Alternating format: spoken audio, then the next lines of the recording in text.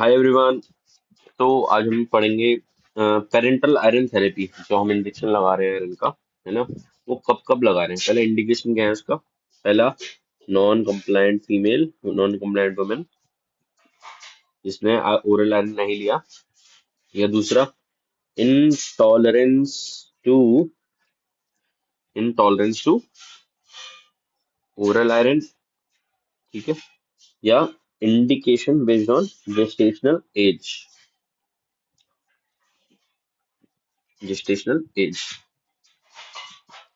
ठीक है। तो ये हो गया हमारा। तो अब इसमें हम कौन कौन सी मतलब आयरन, जो ओरल पेरेंटल आयरन है वो कौन कौन से देते हैं। एक तो अगर हम जनरेशन वाइज देखें, first generation second generation.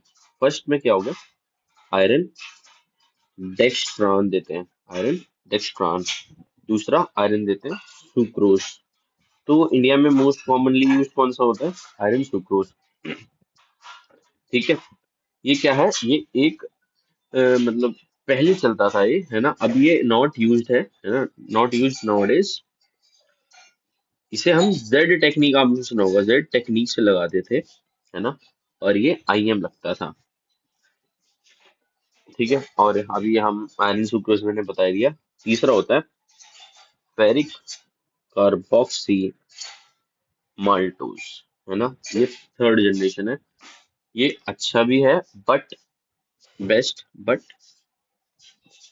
Expensive. ये दोनों लगते हैं आईवी, ठीक है। अब डोज जानते हैं। एक होता है गैंजोनी फॉर्मूला। गैंजोनी फॉर्मूला ये कहता है 2.4 इंटू वेट इन केजीज, है ना। कौन सा, प्री प्रेगनेंसी वेट लिखोगे। हीमोग्लोबिन डेफिसिट, मान लो उसका हीमोग्लोबिन फीमेल का है 8, तो 11 माइनस 8, ठीक है। ये मतलब haemoglobin 11 minus H B plus 500 microgram for iron stores के लिए। तो ये गेंजोनी फॉर्मूला है, इससे हम डोज निकाल देंगे। अब हम आयरन देंगे। एक वाइल में कितना है, 5 ml की वाइल होगी, है ना, एक वाइल। उसमें होगा 100 mg आयरन आता है। कौन सा, आयरन सुक्रोज की बात हो रही है, क्योंकि यही हमारे गवर्नमेंट हॉस्पिटल में मिलेगा। 5 ml में 100 mg मिलेगा, ठीक है। तो मतलब 1 ml में हो गया 20 mg आयरन, ठीक है।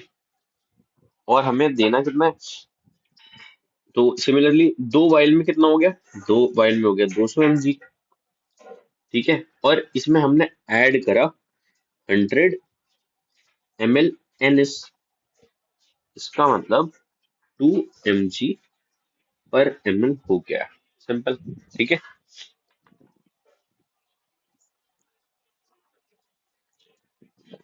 है ना।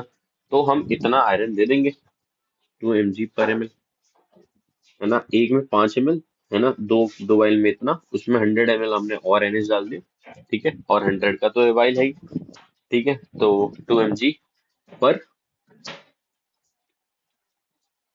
2 mg पर ml हो गया। अब इसको इन्फ्यूज करेंगे। उसका इन्फ्यूजन रेट क्या होगा, इनिशियली 5 से 20 ड्रॉप पर मिनट दोगे, ठीक है। कितने, 5 मिनट के लिए। आपने 15 से 20 ड्रॉप दिए 5 मिनट के लिए। फिर आपने चेक करा, क्या चेक करा, कोई एनाफाइलेक्टिक रिएक्शन तो नहीं। और अगर नहीं है तो आप इन्फ्यूजन रेट बढ़ा के कितना कर दोगे, 80 to 90 ड्रॉप्स पर मिनट, ओके। 5 टाइम्स के आसपास रेट कर दोगे, ठीक है। तो अब पॉइंट ये है, आप कितना आयरन सुक्रोज दे सकते हो मैक्सिमम, ठीक है, पर डे और पर वीक। पर डे जा सकते हैं 200 mg बोले तो 2 वाइल। पर वीक जा सकती है 60 mg, मतलब 3 इंजेक्शंस दिए। और कैसे, कौन सा, ऑल्टरनेट डे दिए, ठीक है। अब सी मान लो, अब आपका सी आपने आईवी दिया, आईवी में आपका मतलब 11 पहुंच गया। अब आपको ओरल पे शिफ्ट करना है। तो ऐसा नहीं है कि आप ओरल तुरंत ही तुरंत ओरल थेरेपी आप तुरंत चालू कर दोगे।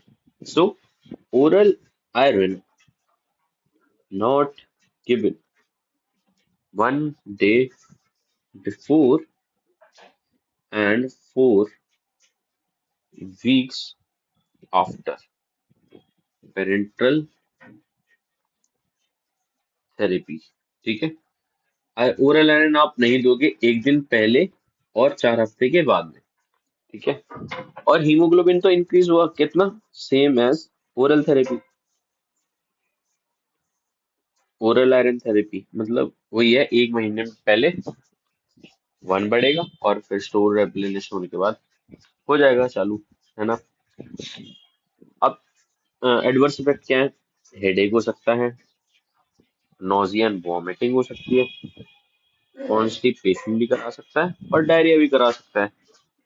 और जहाँ इंजेक्शन लगा है वहां पे इंजेक्शन साइड पे क्या हो सकता है, कोई रिएक्शन हो सकता है ना।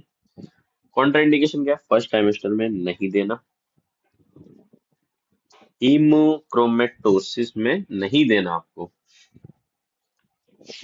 और थैलेसीमिया मेजर में नहीं देना, माइनर में आप दे सकते हो। ठीक है, और थैलेसीमिया मेजर में नहीं देना। अब हमने क्या पेरेंटल आयरन पढ़ लिया, अब हम जानेंगे कौन सा, ब्लड ट्रांसफ्यूजन के बारे में। इसके इंडिकेशन क्या क्या है, थैलेसीमिया में नहीं दे रहे तो क्या करोगे, ब्लड ट्रांसफ्यूजन, थैलेसीमिया मेजर हो गया। दूसरा हो गया हार्ट फेलियर।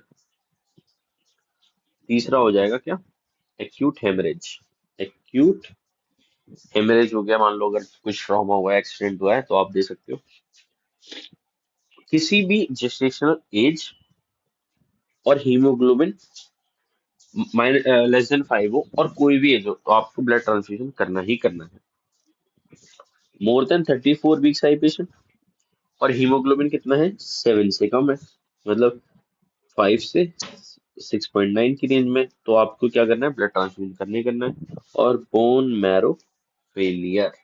ठीक है, 1 पैक्ड सेल पर ट्रांसफ्यूजन पर डे। सी, जो एक बैग आता है ना, ब्लड बैग, वो आप पर डे दे सकते हो। उससे क्या होगा, इंक्रीज हो जाएगा हीमोग्लोबिन बाय 1 ग्राम/सेंट। एक्सेप्ट, एक्सेप्शन कितने, कंजेस्टिव हार्ट फेलियर और हीमरेज। कंजेस्टिव हार्ट फेलियर और हीमरेज में कितना इंक्रीज होता है, मोर देन 1 ग्राम/डे। ओके, तो हमने आपको पेरेंटल और ब्लड ट्रांसफ्यूजन के दोनों बता दिए हैं। पॉइंट इंपॉर्टेंट में आपको जो क्वेश्चन आ रहा है, थैलेसीमिया मेजर, इसमें क्वेश्चन में लिखा होगा कि नेस्ट्रॉफ टेस्ट पॉजिटिव होगा, है ना। ये कितना, मोर 1 मतलब एक बैग से 1 ग्राम पड़ जाएगा। Haemoglobin less than 5 at any gestational age और मोर देन 34 वीक्स पे लेस देन 7 पे एट ब्लड ट्रांसफ्यूजन करेंगे। फिर पेरेंटल के बारे में बता दिया मैंने आपको, नॉन कम्प्लाइंट मोस्ट कॉमन है। मोस्ट कॉमन यहाँ पे आयरन का ये देख रहे हैं, सुक्रोज। गेंजोनी फॉर्मूला आपको याद रखना है, 2.4 into weight KGs into haemoglobin deficit plus 500 mg। Okay, ये हो गया। कितने दे सकते हो ये भी बता दिया है ना, 1 ग्राम में 2 वाइल्स और 1 हफ्ते में 3 इंजेक्शन, मतलब ऑल्टरनेट डे इंजेक्शन लगाया आपने। अब एडवर्स इफेक्ट में headache, nausea, vomiting, constipation, diarrhoea, injection site पर रिएक्शन हो गया। ठीक है, और कॉन्ट्राइंडिकेशन में फर्स्ट टाइम में नहीं देना, हीमोक्रोमेटोसिस में ऑलरेडी इतना ज्यादा हीमोलिसिस हो रहा है और आयरन बढ़ रखा है, थैलेसीमिया मेजर में नहीं देना क्योंकि आयरन ओवरलोड कंडीशन है।